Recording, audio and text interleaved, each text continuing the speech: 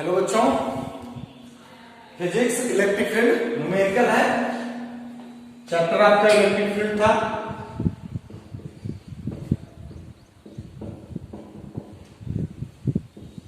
Electric field में numerical है क्योंकि वहां पे intensity of electric field due to a point charge किसी बिंदु आवेश के कारण वैद्युत क्षेत्र की तीव्रता का सूत्र बच्चों बताया गया था। जैसे कोई पॉइंट चार्ज यहाँ पे Q है और इससे सर्टेन डिस्टेंस पर अगर इंटेंसिटी ऑफ इलेक्ट्रिक फील्ड ज्ञात करनी है तो यहाँ पे एक टेस्ट चार्ज Q नॉट माना गया, डिस्टेंस इसकी R मानी गई थी और टोटल इंटेंसिटी इस B पॉइंट पर A पॉइंट है E equal to 1/4 pi epsilon 0 Q by R square, ये निकालेंगे। और एक वैद्युत क्षेत्र की तीव्रता, ये आपका इलेक्ट्रिक फील्ड है, ये इंटेंसिटी है यहाँ पे, इसके कारण इलेक्ट्रिक फील्ड इंटेंसिटी उसकी ये आई और एक इंटेंसिटी थी केवल ओनली वो equal to F upon Q not. ये आपको बताया गया था जैसे इलेक्ट्रिक फील्ड हो यहाँ पे, ये इलेक्ट्रिक फील्ड, इसमें कोई टेस्ट चार्ज रखा जाए तो इस पर फोर्स अप्लाई होता है। ये फोर्स और चार्ज का ratio intensity of electric field I equal to F upon Q not या इक्वल टू, चूंकि मेजरमेंट की मापन यानी इलेक्ट्रिक फील्ड की माप है इंटेंसिटी, तो E इक्वल टू भी एफ अपॉन क्या होता है, क्यू नॉट होता है। यानी इलेक्ट्रिक फील्ड का जो मेजरमेंट होता है उसकी जो वैल्यू होती है वो इंटेंसिटी होती है। तो E equal to F upon Q not ये हम लोग जानते हैं और एक फार्मूला भी आगे इस पर मिलकर लगाएंगे कि E equal to 1/4 pi epsilon 0 Q by R square. But अभी क्वेश्चन कर रहा है कि किसी 5×10⁻⁴ कूलम्ब आवेश पर 2.25 न्यूटन का बल कार्य करता है, उस बिंदु पर वैद्युत क्षेत्र की तीव्रता ज्ञात कीजिए। तो क्यू नॉट इक्वल टू कितना दिया है, एक अल्प छोटा सा आवेश, इतना कूलम्ब, बल फोर्स कितना दिया है 2.25 न्यूटन। क्या पूछ रहा है, इंटेंसिटी पूछ रहा है। तो हम लोग सूत्र जानते हैं कि इक्वल टू एफ अपॉन का क्या, क्यू नॉट।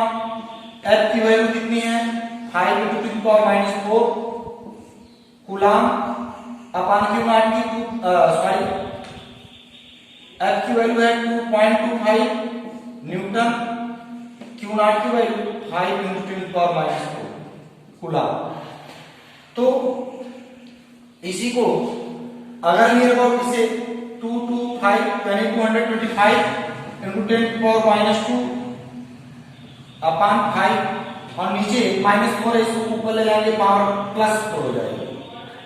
क्या न्यूटन पर कूलम्ब 5 से इसको डिवाइड कर दिया जाए तो E इक्वल टू 5 × 20 5 × 25 और यहाँ पे 2 घात हट जाएगी तो कितनी +2 घात। इसे लिखा जा सकता है 4.5 × 10⁻³ न्यूटन पर कूलम्ब।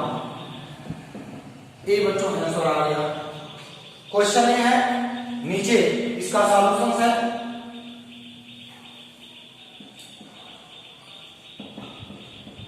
ये सॉल्यूशन हो गया।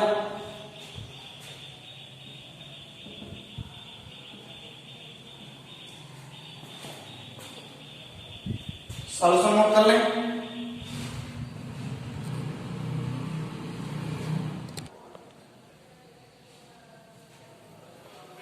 अगला क्वेश्चन है बेटा, एक 10⁻³ किलोग्राम का 10⁻³ किलोग्राम का द्रव्यमान तथा 1.6 × 10⁻90 कूलम्ब से आवेशित जल की बूंद को ठीक संभालने के लिए आवश्यक वैद्युत क्षेत्र की तीव्रता ज्ञात कीजिए। यानी इतने किलोग्राम द्रव्यमान का एक जल की बूंद है जो कितने कूलम्ब से आवेशित है, 1.6×10⁻19 कूलम्ब से आवेशित है और उसको संभालने के लिए कितनी इंटेंसिटी की आवश्यकता होगी, वैद्युत क्षेत्र की तीव्रता की आवश्यकता होगी। तो इस क्वेश्चन को जानने के लिए एक टर्म यहाँ पे आप जान लें कि यदि यहाँ पे इलेक्ट्रिक फील्ड की डायरेक्शन से ये है, ये इलेक्ट्रिक फील्ड की डायरेक्शन कहां पे है, ऊपर की ओर है, और इसमें कोई द्रव्यमान जो आवेशित हो, कोई द्रव्यमान जो कैसा हो, आवेशित हो, जिस पर फोर्स कहा लगेगा, यदि इस पर पॉजिटिव चार्ज है इस कंडीशन में, इसमें ये पूरा टोटल सराउंडिंग जो है इलेक्ट्रिक फील्ड है वो भी नीचे से कहां की ओर है, ऊपर की ओर है। कहां की ओर है, ऊपर की ओर है। और इसमें एक पॉजिटिव चार्ज यहाँ पे रखा जाता है। कैसा रखा जाता है, पॉजिटिव चार्ज का ब्लैक है जिसकी पावर 10⁻³ किलोग्राम है। तो यहाँ पे दो सिचुएशन हो सकती है, एक अगर पॉजिटिव चार्ज हो तो ये पॉजिटिव चार्ज, एग्जांपल से सवाल को लगाने के लिए पहले बात कि यहाँ पे अगर ये पॉजिटिव चार्ज के लिए हम रखते हैं कोई भी ब्लॉक, तो यहाँ पे फोर्स की भी डायरेक्शन ऊपर की होगी। कहां की होगी, फोर्स भी हमारा कहां की ओर लगेगा, ऊपर की ओर लगेगा। बट यदि हम कोई निगेटिव चार्ज वाला ब्लॉक रखते हैं और इलेक्ट्रिक फील्ड की डायरेक्शन ऊपर है, तो यहाँ पे इस पर फोर्स, इलेक्ट्रिक फोर्स F=QE, ये कहां की ओर कार्य करेगा, नीचे की ओर कार्य करेगा। और F=QE यहाँ पे कहां की ओर कार्य करेगा, ऊपर की ओर कार्य करेगा। यहाँ पे ध्यान दीजिएगा कि अगर इलेक्ट्रिक फील्ड की डायरेक्शन ऊपर है बट यहाँ पे पॉजिटिव चार्ज धन आवेशित रखा गया है बस, तो यहाँ पे फोर्स भी अप्लाई होगा, इलेक्ट्रिक फोर्स ऊपर की ओर। क्यों, क्योंकि पॉजिटिव चार्ज के कारण जो इलेक्ट्रिक फोर्स की डायरेक्शन होती है वो इलेक्ट्रिक फील्ड की डायरेक्शन में होती है। बट अगर निगेटिव चार्ज है और तो उस समय जो इलेक्ट्रिक फोर्स की डायरेक्शन होती है वो इलेक्ट्रिक फील्ड के निगेटिव डायरेक्शन, मतलब सॉरी निगेटिव चार्ज है तो इलेक्ट्रिक फील्ड के डायरेक्शन के अपोजिट डायरेक्शन से होती है इलेक्ट्रिक फोर्स की। तो यानी यहाँ पे फोर्स अपोजिट है किसके, इलेक्ट्रिक फील्ड के डायरेक्शन के, और यहाँ पे अपोजिट नहीं सेम डायरेक्शन है इलेक्ट्रिक फील्ड और इलेक्ट्रिक फोर्स के। तो ये सिचुएशन याद रखिएगा। और यहाँ पे नीचे की ओर फोर्स यहाँ पे mg कार्य करेगा। कौन सा कार्य करेगा, mg कार्य करेगा। और इसमें भी नीचे की ओर फोर्स कौन कार्य करेगा, ये mg कार्य करेगा। ये दो बल कार्य करेंगे यहाँ पे, F=mg और F=QE। यानी वो पॉजिटिव सिचुएशन हो या नेगेटिव सिचुएशन हो चार्ज की, लेकिन दोनों ही स्थितियों में नीचे की ओर F=mg कार्य करेगा। और एक बल जो इलेक्ट्रिक फील्ड और उसके चार्ज पर डिपेंड करता है उसमें फोर्स F=QE कार्य करता है। तो आइए एक सवाल लगाते हैं। हम लोगों से पूछा गया है इसमें कि 10⁻³ किलोग्राम द्रव्यमान तथा 10⁻19 कूलम से आवेशित जल की बूंद को ठीक संभालने के लिए आवश्यक वैद्युत क्षेत्र की तीव्रता ज्ञात कीजिए। तो आवश्यक वैद्युत क्षेत्र की तीव्रता कितनी होगी, मास की वैल्यू कितनी है, m=10⁻³ किलोग्राम। चार्जेस की वैल्यू कितनी है, Q=1.6 कूलम। क्या पूछ रहा है, इंटेंसिटी ऑफ इलेक्ट्रिक फील्ड पूछ रहा है। तो यहाँ पे F= क्या, mg, और F=QE, ये इलेक्ट्रिक फोर्स हो गया, ये इसका बल हो गया, ग्रेविटेशनल फोर्स हो गया, ये हो जाएगा mg=QE। बट हमको चाहिए क्या, E=mg/Q। n की वैल्यू -3, g 9.8, q 1.6 × 10⁻⁻। इसी को सॉल्व कर लीजिए तो 98/16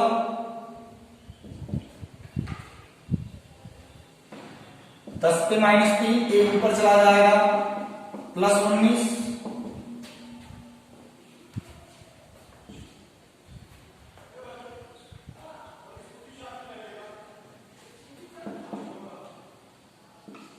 6.12 गुणे 10⁻16 क्या न्यूटन पर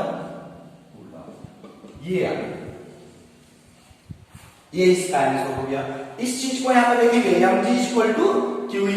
जबकि जब ये बूंद है यहाँ पे संभालने के लिए इंटेंसिटी पूछ रहा है तो ऑलरेडी जब ये आवश्यक है कि यहाँ पे इलेक्ट्रिक फील्ड होगी, इलेक्ट्रिक फील्ड की डायरेक्शन से है तो फोर्स की डायरेक्शन से होगी। तो यहाँ पे Q F=mg नीचे कार्य कर रहा है और फोर्स कहां कार्य कर रहा है, F इक्वल टू QE, एक ऊपर कार्य कर रहा है। अब फोर्स mg कहां कार्य कर रहा है, नीचे कार्य कर रहा है। तो संभालने के लिए मतलब संतुलन के लिए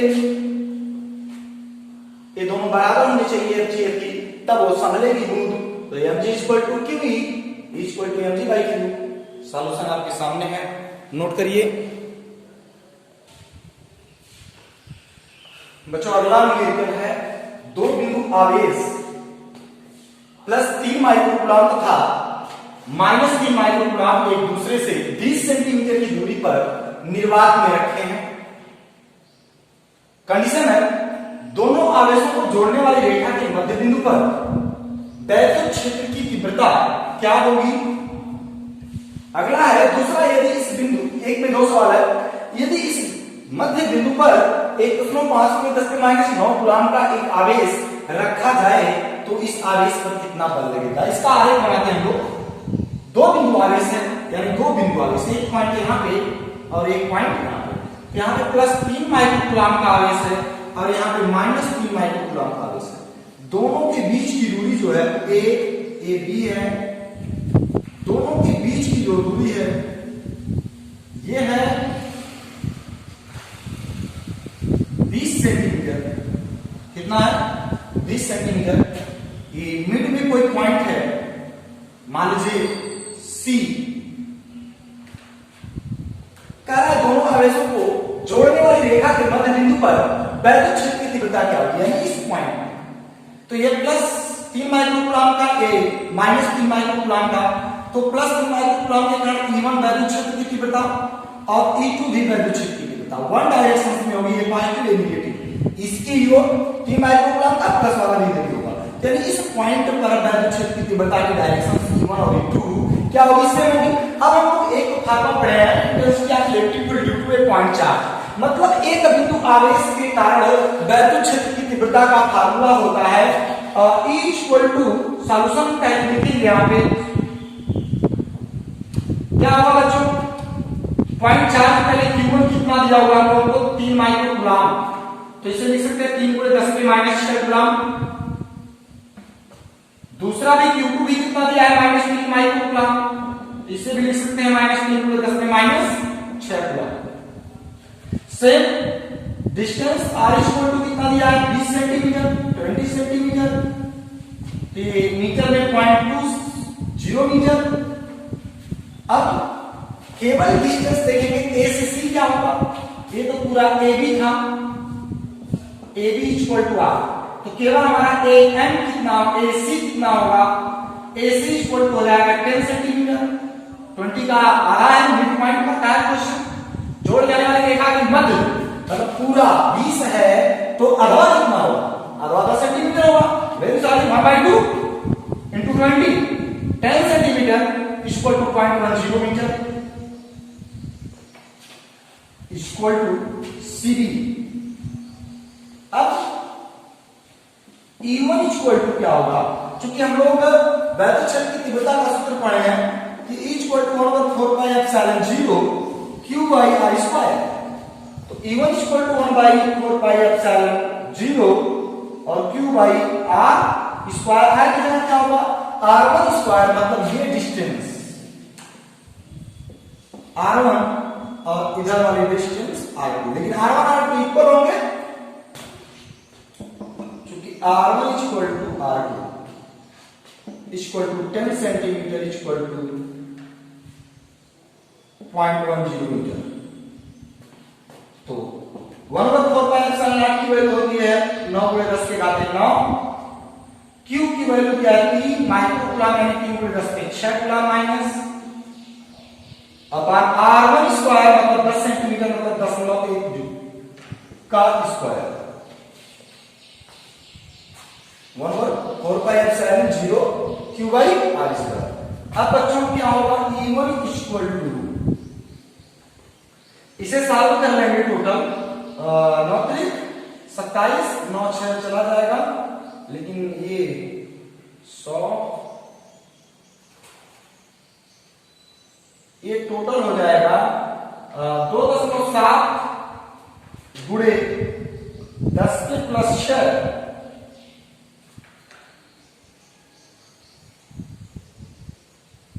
न्यूटन प्रति मीटर, और इतना ही तथा E2 इक्वल टू भी सेम फार्मूला होगा कि मतलब यहां से इस पॉइंट C पर वैद्युत क्षेत्र की तीव्रता कितनी होगी मध्य बिंदु पर, और इससे इस पर कितनी होगी। तो E2 इक्वल टू V2 की मैग्नीट्यूड वही आएगा, वेक्टर क्वांटिटी है। तो E2 equal to V2.7 × 10⁶ newton per coulomb. तो ये हो जाएगा सदिश नियम से, वेक्टर लॉ से, E इक्वल टू चूंकि मैग्नीट्यूड पूछ रहा है यहाँ पे, वैद्युत क्षेत्र की तीव्रता क्या होगी, जुड़ जाएंगे E1 प्लस E2। क्यों जुड़ जा रहा है, क्योंकि दोनों की डायरेक्शन इस C पॉइंट पर दोनों की डायरेक्शन सेम है, यानी E1 और E2। तो E equal to E1 plus E2 में E1 की वैल्यू 2.7 10⁶ प्लस 2.7 10⁶, दोनों ऐड करेंगे हो जाएगा 5.4 × 10⁶ न्यूटन प्रति कूलम। ये हो गया, ये पहला क्वेश्चन सॉल्व हुआ। बच्चों दूसरा, इसमें दूसरा वाला क्या है कि यदि इस मध्य बिंदु पर 1.5 × 10⁻⁹ कूलम का एक आवेश रखा जाए, मतलब इन दोनों आवेश के बीच में एक आवेश को और ला दिया गया, यानी एक आवेश यहां था, एक आवेश यहां था, और एक और बीच में ला दिया गया। तो जो है बीच में रखा गया, जो ये बीच में रखा गया, इस पर इन दोनों के कारण बीच में इस पर कितना बल लगेगा। तो इन दोनों के कारण इस बीच में यहाँ इस पॉइंट में कितनी इंटेंसिटी आई, E इक्वल टू आ गई 5.4 × 10⁶ न्यूटन पर कूलम, यानी इस प्लस 3 माइक्रो कूलम और यहाँ माइनस 3 माइक्रो कूलम के कारण इस मिड पॉइंट पर, यानी 20 सेंटीमीटर है, यानी इससे 10 सेंटीमीटर पर, इससे 10 सेंटीमीटर पर एक पॉइंट है, तो इस मिड पॉइंट पर इंटेंसिटी कितनी है 5.4 × 10⁶ न्यूटन प्रति कूलम। तो इस पर अगर एक आवेश ला करके उस मिड पॉइंट पर अलग से दूसरा रखा जाए, कितना रखा जाए, उसकी मैग्नीट्यूड कितनी है 1.5 × 10⁻⁹ तो इस आवेश को जो बीच में रखा जा रहा है उस पर कितना बल लगेगा। तो बीच में क्यों कितना रखा गया 1.5 × 10⁻⁹ कूलम। अब इस पर फोर्स कितना लगेगा ये आपसे पूछ रहा है, तो हम लोग सूत्र जानते हैं, F इक्वल टू QE। क्या पूछा है, कितना बल लगेगा, तो F equal to QE। Q कितना है 1.5 10⁻⁹ और E कितना आया है 5.4 × 10⁶। तो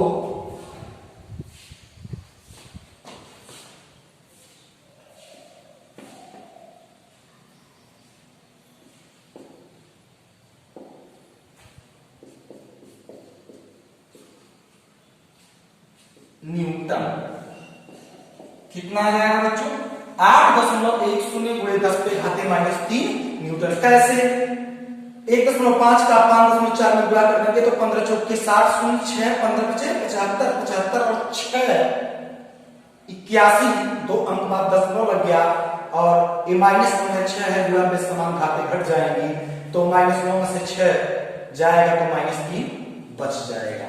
ये आपका फोर्स भी आ गया। तो इस तरह से आप इन फार्मूलों पर, यानी F इक्वल टू QE पर E इक्वल टू 4πε0 Q/r² पर न्यूमेरिकल लगाइएगा। जो भी प्रॉब्लम आएगी आप कमेंट करिएगा, क्वेश्चन लिख करके व्हाट्सएप करिएगा जरूर। उन क्वेश्चनों के जो कमेंट में क्वेश्चन आएंगे या राइटर्स एक्सरसाइज का क्वेश्चन नंबर कमेंट करिएगा, आपको उस क्वेश्चन का सॉल्यूशन अगली वीडियो में मिल जाएगा। प्रयत्न आप जितना ही करेंगे एक्सरसाइज पर, पैटर्न पर जितने भी होंगे लगाइएगा। अगली वीडियो में नियर अबाउट अगली वीडियो में जो है जो भी आपकी प्रॉब्लम्स होंगी, प्रॉब्लम्स लेने जाएंगे, नई प्रॉब्लम्स होगी, तो